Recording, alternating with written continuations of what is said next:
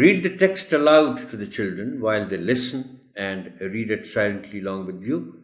I'm going to read it out for you. Ali and the Magic Carpet. It was a very hot day. Ali finds a carpet in his uncle's shop. What is this? Suddenly, the carpet jumps. It moves and flies off into the air. Hey, what's happening? A loud, booming voice comes from the carpet. Welcome, O Master. I'm a magic carpet. First, they fly high up into the sky, and then they land in a jungle. It is hot and wet, and it's raining. It's raining. Then they fly to the desert.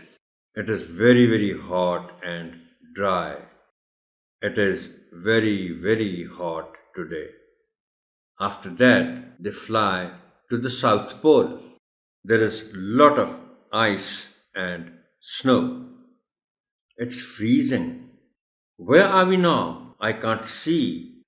In the mountains, can you see me? It's very foggy. Then they fly to a forest.